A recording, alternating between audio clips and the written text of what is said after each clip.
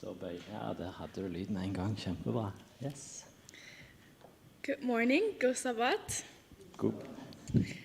That's good. It's more than in Germany. In Germany, I wouldn't have gotten any answer. Dette var bra. Dette var bedre enn i Tyskland. I Tyskland så hadde jeg ikke fått noe svar. So last Thursday, Så sist torsdag, 1 week ago, I got asked if I could preach in Stavanger. for litt over en uke siden så fikk jeg da spørsmål om jeg kunne tale i Stavanger. Because the preacher got sick, and I said yes. Og for det taleren han var syk, og jeg sa ja.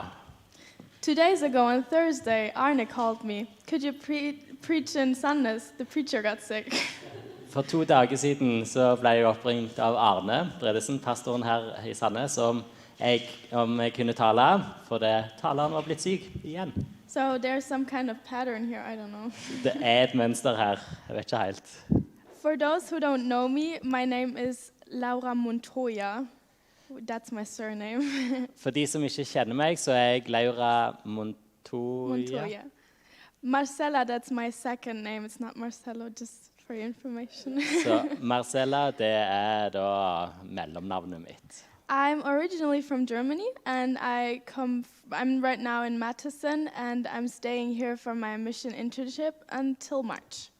Jeg er altså fra Tyskland, men nå går jeg på Mattesson-skolen, og dette er et slags internship, altså praksis, som jeg har det her. And I've already met some of you through the weeks I've been here, and I feel very welcome. It's very nice here. Jeg har møtt noen av dere, og har blitt kjent med noen av dere, og kjenner at jeg ønsker velkommen, og godt tatt imot. Today I want to tackle the question with you, how are relationships built, and does God still love me? I dag så skal jeg ta for meg spørsmålet, hvordan er relasjoner bygd? Og det ønsker jeg å ta i dag. And I just wanted to ask if you could put on the presentation or if it didn't work out. Yeah, okay, good. And often in our society nowadays, we see that a lot of relationships start with a friendship request on Facebook or a follow on Instagram. I dagens samfunn så ser vi det at et vennskap det starter gjerne med en venneforespørsel på Facebook eller at noen følger på Instagram. But it's a long journey and a long actual process to go into that commitment of starting a relationship. Men det er en lang reise og en lang prosess, det å starte et vennskap. But there's one story in the Bible that tells us about an immediate follow that really amazes me, and I want to share it with you today. Men det er en historie i Bibelen hvor det var hvor det er noen som begynner å følge noen med en gang. Just so you have the context, in Matthew 3 verse 13 to 17, we read about John the Baptist. Bare sånn at dere har litt forhistorien eller hvordan konteksten er. Så er det i Matteus 3 vers 13-17 så leser vi om døperen Johannes. And he was traveling around and preaching and baptizing people, and he also baptized Jesus. Han gikk rundt og talte til folk og døpte folk, og han døpte også Jesus. He witnessed that Jesus is the Lamb of God. Han fortalte at Jesus var Guds lam. And the next day, John and Jesus, they see each other again, and John really testifies that this is really the Lamb of God. Og dagen etterpå så møtes de igjen, Jesus og Johannes, og han vitner om at dette er Guds lam. Let's turn together to John 1, 35-41. You can skip to the next file. Vi kan ta og slå opp i Johannes 1, Johannes kapittel 1, vers 35-41. Can you read that in Norwegian? Ja, jeg skal ta så det...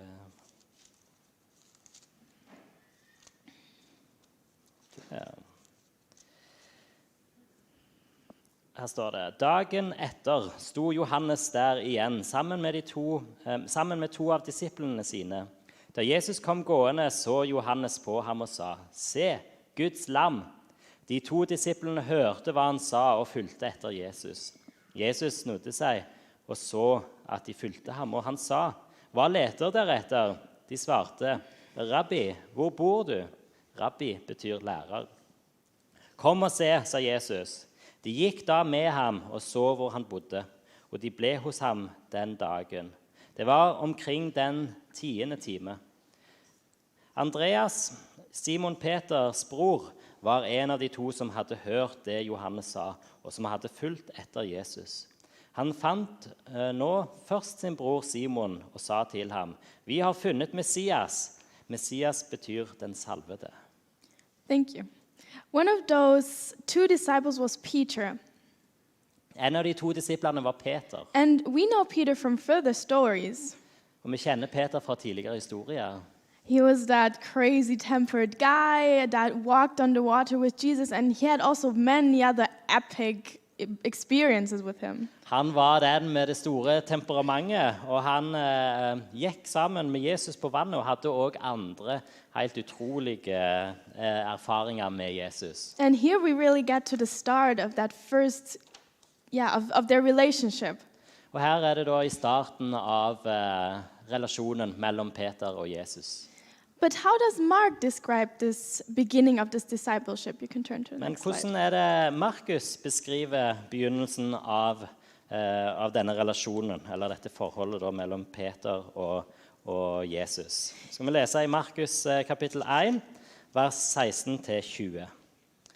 En gang han gikk langs Galileasjøen, fikk han se Simon og Andreas, bror til Simon.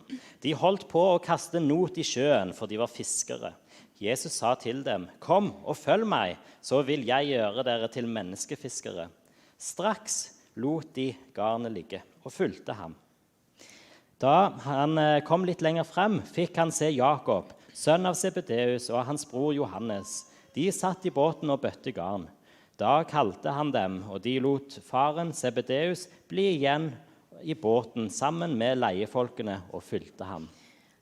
He writes they were fishermen, and Jesus came by, he saw them, and he said unto them that he will make them fisher of men, and they immediately followed everything they had and followed him. De altså fiskere, og når Jesus kom der, og de så han, så sa han til dem at han ville gjøre dem til fiskermenn, eller menneskefiskere, og de slapp straks alt som de hadde og fulgte han.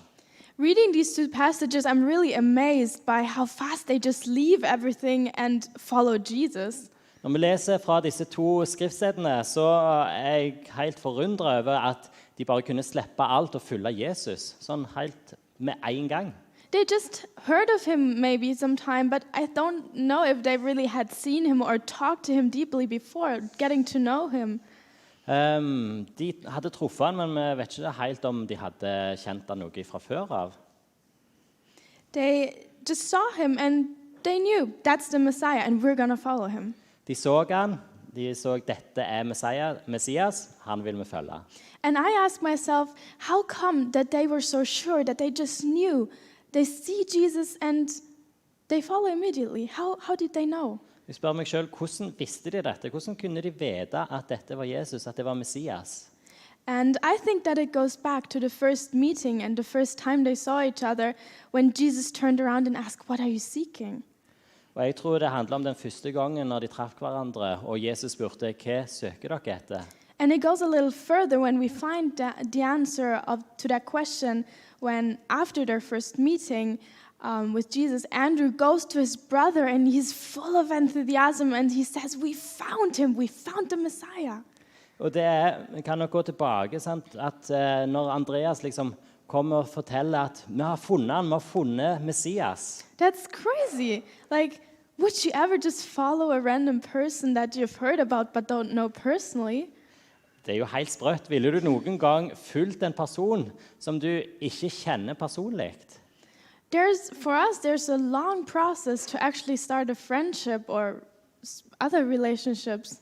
For det jo en stor prosess, det å starte et vennskap og bygge et vennskap. But here's just, I follow you because you're the Messiah. I know that. Men her så var det, nei, jeg følger deg. Du Messias. You know, many relationships, as I already mentioned, they start with an exchange of numbers or a follow or you meet randomly somewhere in I don't know, in a party or something.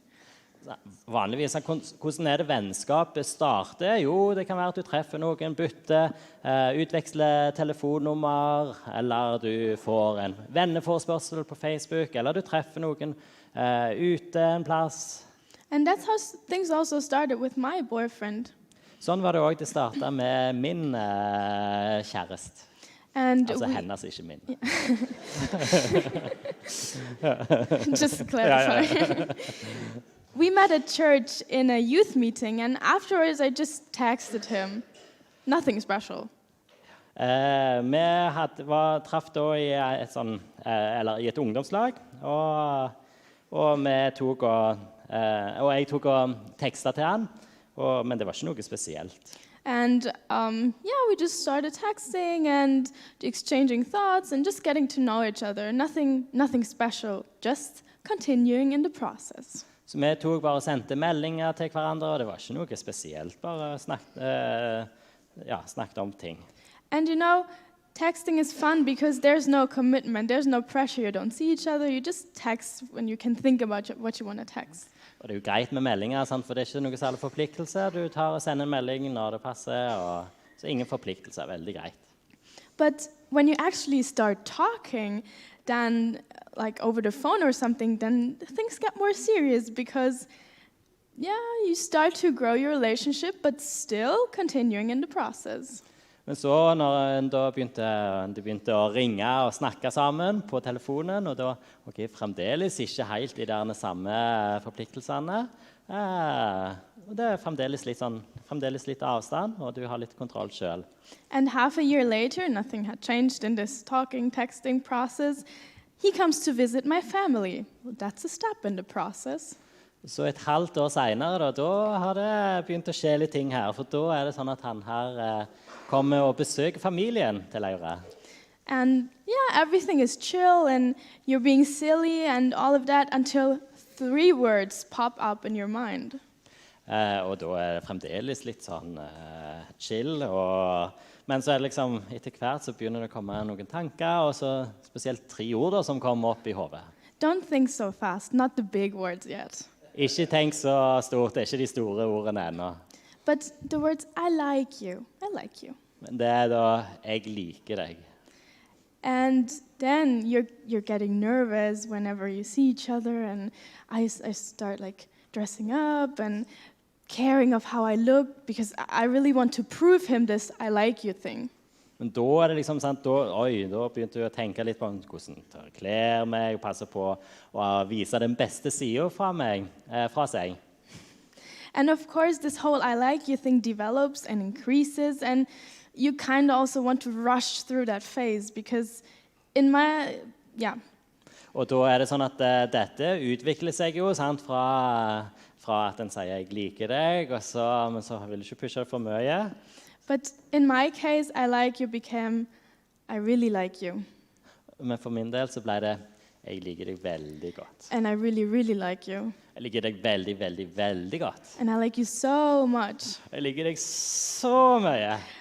And after a while, I'm like, no, there's more, not I like you.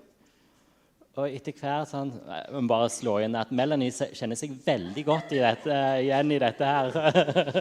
Just telling Melanie recognizes this story. Men så etter hvert sånn, så kommer det da litt andre ting. But in my case, that didn't happen for a very long time. Men for min del, så tok det lang tid før de der virkelig store ordene kom. That's nice, we understand each other. Yes.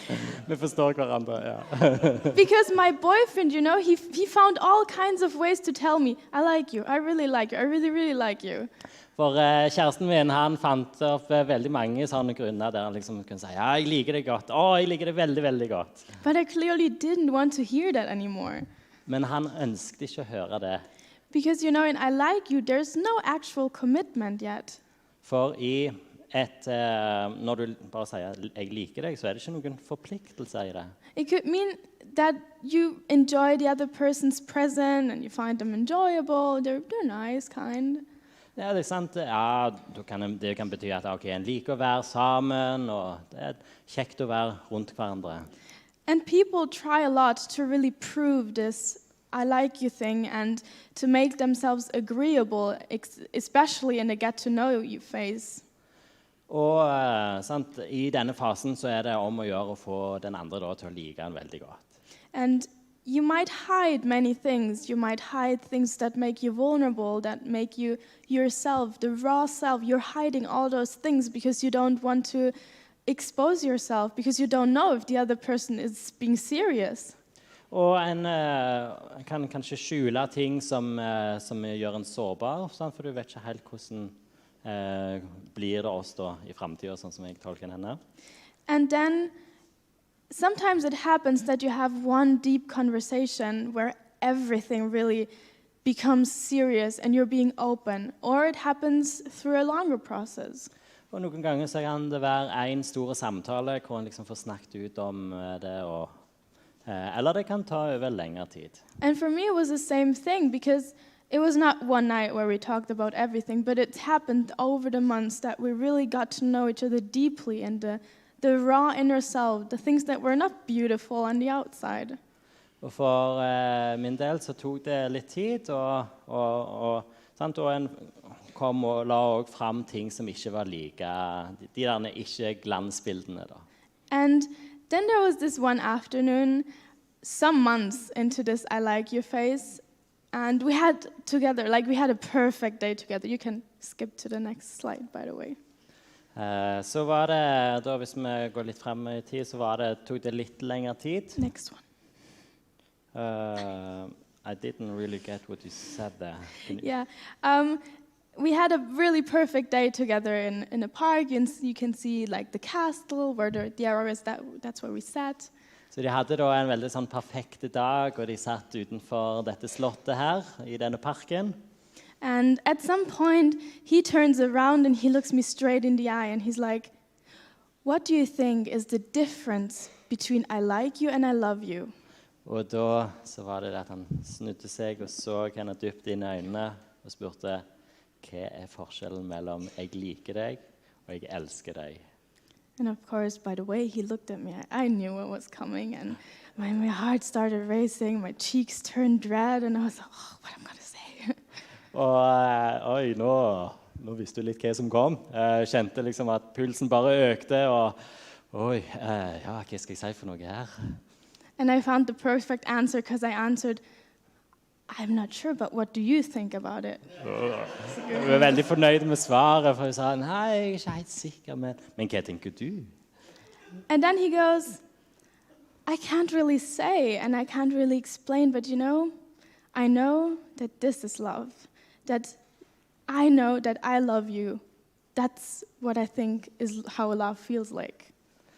Jeg var ikke helt sikker, men jeg vet i hvert fall at dette kjærlighet, dette som jeg har. And isn't that crazy? After a time where details about me came to the surface that weren't likable, that weren't enjoyable, that were really unperfect, I got to hear the words, I love you. Det ikke utrolig, sant? Vi har utvekslet ting som har skjedd som ikke har vært like bra, og jeg ikke perfekt, men allikevel får høre da, jeg elsker deg. And eventually my boyfriend and I, we committed to a serious relationship, and as you already saw, we got engaged some months ago. You can skip to the next slide now. Og da det, for oss så gikk det veldig bra. Vi ble forlovet for et par måneder siden. But there was a huge process from that first texting to that moment. Men det var en lang prosess da, fra den første meldingen som ble sendt frem til dette som skjedde, forlovelsen. But this experience that I just told you, it's way different than from really finding the true desire of your soul. Men denne opplevelsen som jeg forteller nå, det noe annet enn å finne liksom, det virkelige store i sjelen. And Peter and Andrew, they immediately, they dropped everything and they just followed Jesus. For Peter og Andreas, de tok bare og slapp alt det de hadde og fulgte Jesus med en gang. Because, Jesus, he skips all the phases. He skips what kind of person are you? Do I like you? Do I not like you? All the roller coasters of emotions that you have to go through because he goes straight to I love you. Men der var det ingen prosess da, mellom dette med jeg liker deg til jeg elsker deg. Jesus han hopper over alle de der, liksom, hvordan har du det, og hva type person er du? Men han går rett på at okay, han elsker dem. Can skip to the next phase. He skips the phase where you're like, maybe I have other options, because he says in Mark 1:17, come ye after me, and I will make you become fishers of men. Han hopper over disse frasene og han sier da i Markus 1, vers 17, kom og følg meg, og jeg skal gjøre dere til menneskefiskere. And they straight away, they forsook everything because there was no other option for them to not follow Jesus. Og de slapp alt de hadde og fulgte han, for det var ingen andre valg. And he skips to I love you because we know that in John 3 verse 16 he wrote, for God so loved the world that he gave his only begotten son, that whosoever believed in him should not perish but have everlasting life. Og han hopper da rett på jeg elsker deg. Og det finner vi også da i Johannes 3,16. For så høyt har Gud elsket verden, at han ga sin sønn den enbårne, for at hver den som tror på han ikke skal gå fortapt, men ha evig liv. And Peter, he knew that, he felt that when he was with Jesus, because Jesus, he has this, I imagine, he has this thing around him where people really notice that he loves them, and that there is no doubt that he loves them. Jesus hadde dette med seg at folk bare vet at han elsker dem. Merker det med en gang. And sometimes I think we mix up this whole earthly relationship thing with a relationship to the Lord. Og noen ganger så tror jeg at vi forkludrer det litt med dette, at vi liker noen her på jorden, og i forhold til dette forholdet som vi har til Gud. We think that it takes a whole process for us to be able to say to God, God, we love you, and to have a relationship with him. Vi tror at det skal så mye til før vi kan si, Gud, jeg elsker deg. We think we have to go to this process where Jesus tests us, where he says, maybe I like you, maybe I'm not. Jeg tror at det en lang prosess da, at en må si, ja, jeg vet ikke, ja, jeg elsker, nei, jeg vet ikke om jeg elsker deg. Because no, God fell in love the moment he created us, before even, and he proved that when he gave his son to this earth to die. For Gud elsker oss fra det øyeblikket hvor verden ble skapt, og han viste det med å sende Jesus, og han døde for våre synder. Sønnen til Gud. Sorry. And that happened to Peter. Og det skjedde med Peter. Regardless of his fears, of his temper that was really strong, and of all the mistakes he made, because also after he met Jesus, he made several mistakes afterward, but nevertheless, Jesus never stopped loving him. Han elsket Peter selv om han hadde et stort temperament, og selv om frykten, og Peter fortsatte å feile.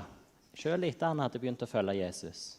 And I did a bit of research before I wrote this sermon, and I googled the question, what are people searching for? What do people long for deeply?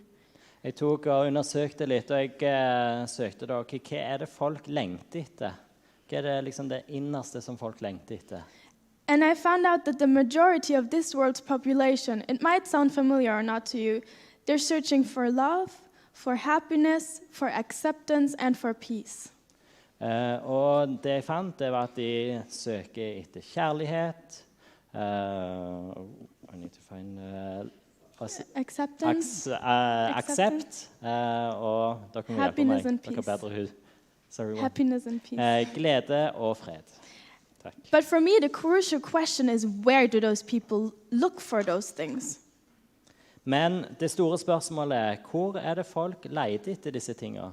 And in Germany, there is this children's game that we play at birthday parties where you would hide a gift or sweets under a pot, and you would cover the eyes of the birthday child, and he has to look for it with a thing to oh, I forgot the word. With a stick, yeah, exactly. Så i England i Tyskland så har vi en lek, en bursdagslek, hvor en da tar bind for øynene, og så skal en ta og finne noe da med en pinne. And en gave med en pinne. If I go in the other direction, you would say to me, "You're cold, cold, cold, cold." Så det tampen brenner, og hvis du går i feil retning, så det da, nei, nå blir du kald, nå du kald.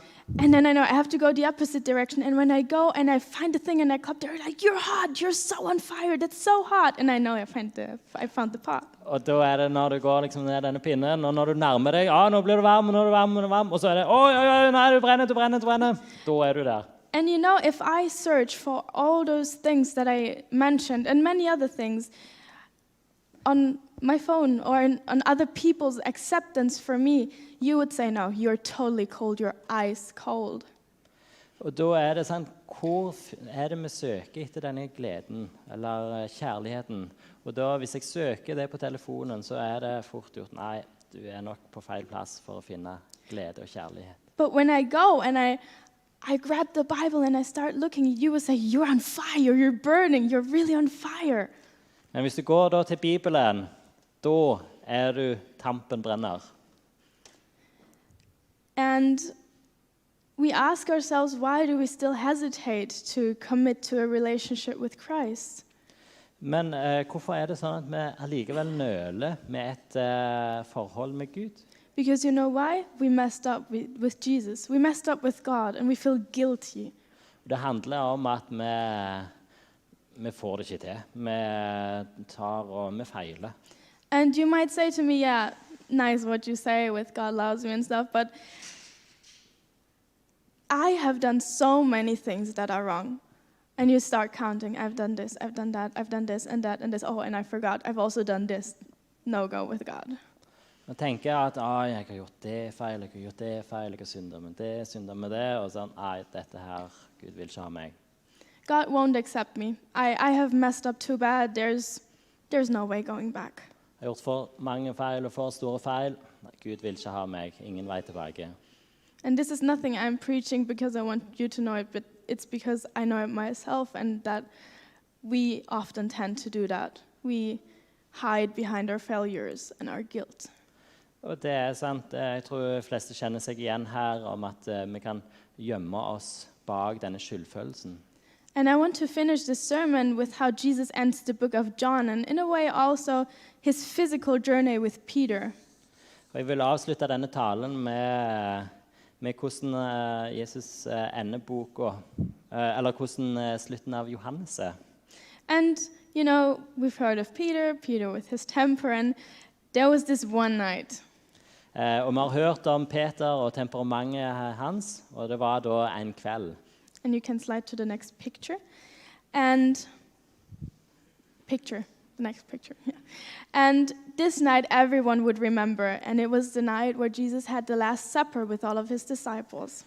Og dette en kveld som vi kjenner til. Det var da den siste kvelden Jesus og disiplene med nattverden. And he's starting to talk about what will happen further that night, and he explains to them that they all would not be able to follow him and go with him, but he commands them to love each other regardless, and he's just making sure that they're all right when he's gone. Og Jesus sier litt om hva som kanskje kommer til å skje eller hva som kommer til å skje senere. Men det liksom, ok, her må vi holde sammen og elske hverandre. And there's Peter. Og så det Peter. And you know, Peter, he has his temper and his emotions are going through, and he's like, "But Lord, where are you going?" Og han har jo dette temperamentet sitt, og med sine følelser så sier han liksom, nei, men Herre, hvor det du skal henne? And Jesus is like, "Well, you will not be able to come now, but you can follow me afterwards." Og Jesus sier, vel, du kan ikke være med meg nå, men du kan komme senere. And Peter's like, but Lord, why can't I go? I want to go. I want to follow you because I would give my life for you. Men hvorfor kan ikke jeg bli med? Jeg kommer til å gi livet mitt for deg, Jesus. I would give my life for you. Jeg vil gi livet mitt for deg. He was so on fire for Jesus. Han brant så for Jesus. And the story goes on, and we know they arrest Jesus. Og historien fortsetter, og vi vet det at soldatene de arresterte Jesus. And Peter that had earlier confirmed his love to Jesus, he's like, Jesus, hold up, I got you. And he really cuts off that servant's ear. Og Peter, han har Jesus sin rygg, og nei, her skal han forsvare Jesus. De skal ikke få lov til å ta han, og han kutter av øret på den ene Told you soldaten. so. Jeg fortalte det jo. And then the story goes on, and Peter follows Jesus into the courtyard. Og så fortsetter historien, og Peter kommer inn courtyard, hva er det for noe? Forgård? Ja, forgården. And he stands there, and the maid comes up to him, and he's like, well, aren't you one of this man's disciples? I saw you with him. Og mens Peter der da, i folkemengden, så er det en som kommer bort og så, jeg vet hvem du er ikke du en av disiplene til Jesus? But Peter turns away, he's like, no, I don't know that. Peter snur seg, nei, jeg er ikke det. And then the Bible says something very interesting that I want to point out on purpose. Og der sier Bibelen noe viktig som jeg vil påpeke nå. Peter gets a little cold. Peter blir litt kald. When you get cold, that's when it gets tough. Når du blir kald, det da det blir vanskelig. And that's the time where doubts start to grab your heart and you ask yourself, where do I stand with Jesus? Og det da tvilen kommer inn igjen, og en lurer på, hvordan det med Jesus? And it's Hvordan mitt forhold med han? It's when you face people that don't share the same faith and they're doubting you and your faith, and you're like, what am I going to do now? Når du møter folk som ikke tror det samme, og du begynner kanskje da å lure hvis en kald om, hva tror jeg egentlig her? And you get a little chilly, and Peter got a little chilly. Og du blir litt kjølig, og Peter, han ble kjølig.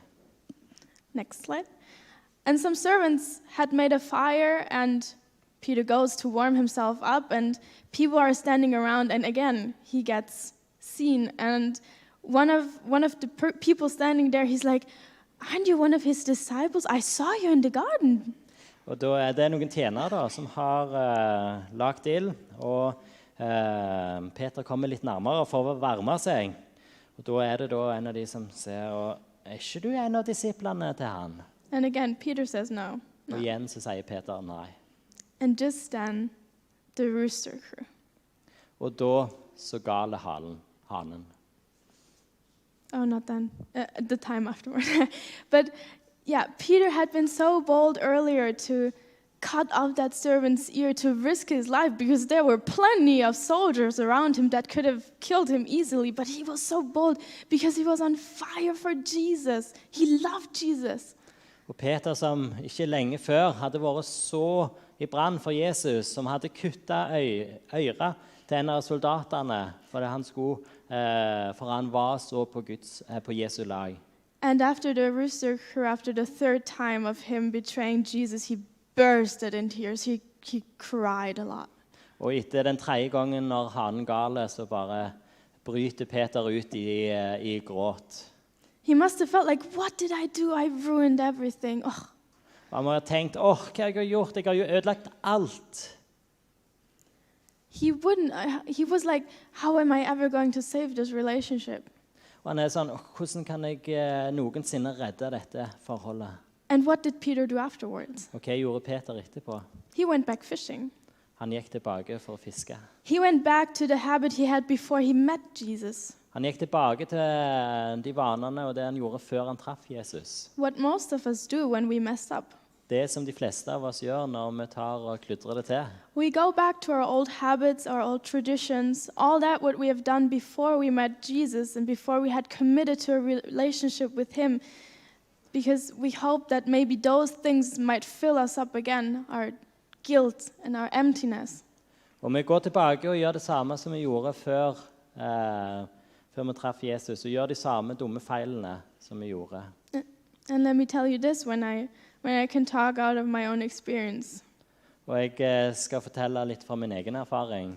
And Peter, he did the same, trying to pull up the nets and fishing, but although he did it over and over again, he ended up with nothing. Og Peter han gjorde det samme. Han gikk tilbake til fiskinga og drog opp nettet, men fikk ikke noe. Same with us, all the earthly things won't fill us up.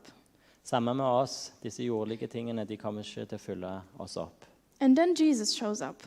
Og så kommer Jesus. And Jesus shows up right there where Peter is fishing. Og Jesus kommer akkurat der som Peter fisker. Right there, again, like in the beginning. Isn't that ironic? Der, som i begynnelsen. And Peter, he sees Jesus and he's like, oh, Jesus! And he jumps out of the boat and he swims to the shore and he's like, Jesus, Jesus, Jesus! And he sees him and he's so happy because he sees Jesus again. Og Peter han så fornøyd. Hopper ut av båten og svømmer inn. Å, Jesus, Jesus, Jesus! Å, så glad for å se Jesus igjen. And Jesus says, let's have breakfast. Og Jesus sier, la oss ha frokost. And guess where they're having breakfast? Og gjett hvor de har frokost. At a fire of coals. Med et bål. A fire of coals where Peter had a day earlier betrayed Jesus. Hvor Peter, akkurat som likt at det var der han da forrådte Jesus. And that happens to us as well. When we meet Jesus, we see our own imperfections because he's perfect, and we start to doubt again. Kan du se det igjen? Yeah, that's the same with us. When we see Jesus in his perfection, we see our imperfections. Og det samme sant, når vi ser Jesus, hvor perfekt han så kan vi se hvor uperfekte vi And because all of our imperfections, we ask ourselves, does Jesus still love me despite all of that? Siden vi uperfekt, så tenker vi, ok, elsker Jesus meg på tross av alt dette som jeg feil? And the question arises, does God still love me? Does God still love me after all? Og spørsmålet kommer, elsker Gud meg? Elsker Gud meg på tross av dette? And that would be the thing we expect Peter to do right. Og det det vi forventer at Peter ville gjøre riktig. Peter asking himself, does God still love me after all I've done? Og Peter spør seg, ok, elsker Gud meg selv etter alt det som jeg har gjort? And let's read together what actually happens in John 21, verse 15. Og la oss lese hva som skjer i Johannes 21, vers 15. Da de var ferdige med måltidet, sier Jesus til Simon Peter, Simon, sønn av Johannes, elsker du meg mer enn disse? Han svarte, ja, Herre, du vet at jeg har deg kjær. Jesus sier til ham, fø lammene mine. Do you notice something? Legger du merke til noe her? Instead of Peter going to Jesus and asking Jesus, Jesus, do you still love me? Jesus goes to Peter asking Peter, do you still love me? I stedet for at Peter kommer til Jesus og spør om Jesus elsker han, så det Jesus som kommer til Peter og spør Peter, elsker du meg? Jesus asks Peter the question Peter was supposed to ask. Jesus spør det spørsmålet som Peter skulle ha spurt. And you know why that happened? Og vet du hvorfor det skjer? It happened because Peter never even doubted that Jesus didn't love him or ever stopped loving him. Og det skjer fordi Peter ikke tvilte på at Jesus noensinne kom til å stoppe å elske han. Because Jesus had never stopped loving him, because he had already died for him, and he had also promised him after the Last Supper that he would prepare a mansion for him in heaven, although he knew what would happen. Og Jesus han stoppet aldri å elske han, og Jesus hadde forberedt en plass til han i himmelen, en flott plass til han.